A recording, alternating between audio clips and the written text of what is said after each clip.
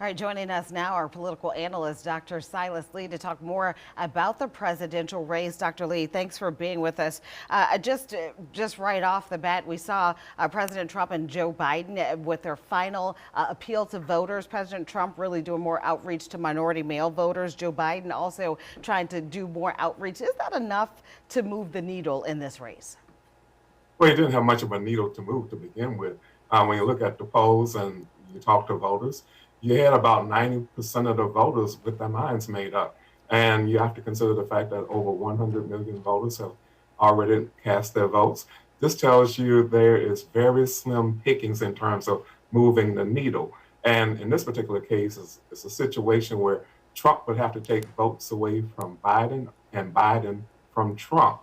And there were not many votes in terms of where a candidate could cherry pick from, considering the mood of the electorate.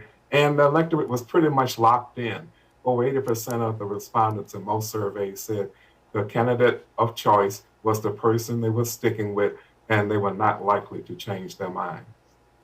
And Dr. Lee, this is Salah. So tell us, the latest polls we know in all the battleground states, Biden had an edge, about 8% lead, except for Pennsylvania.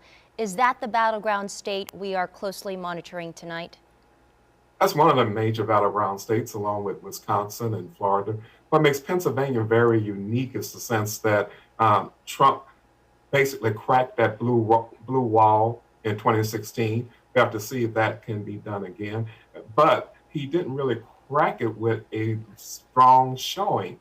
In all these states, these battleground states, he barely got by with 1%. So it's a very small percentage. And that is why you see so much focus on these states. And another point too, tonight is the night where we finally get off the roller coaster, where we're watching the polls and we can get whiplash looking at these polls because they've been steady, but they can change in a moment's notice depending on what the activities the candidates may be engaging in. Dr. Lee, talking about whiplash, watching the polls, and I know you're getting tired of people bringing this up. 4 years ago, we saw a similar position with then Hillary Clinton.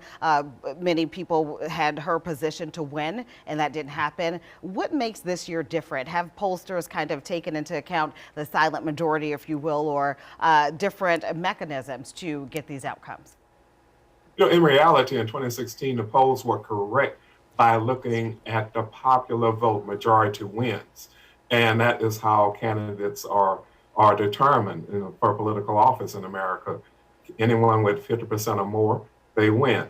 However, they did not pay close enough attention to the battleground states and looking at the margin of error. And some voters were underpolled in 2016, but not paying attention to the close margin in the battleground states really, I think, misled people because they looked at the national. And a big difference too, Hillary Clinton only had a 4-point lead, and that was her biggest lead. At one point she had an 8 or 9 point, but she did not sustain it. When you look at this particular election, Biden has sustained a 7, 10, 9, 11, it depends on the timing and the composition of the survey, point lead. So it's been very consistent. And we have to remember 4 years ago, Trump was running as the outsider. Now he is an incumbent. Bottom line, this election is a referendum on Donald Trump.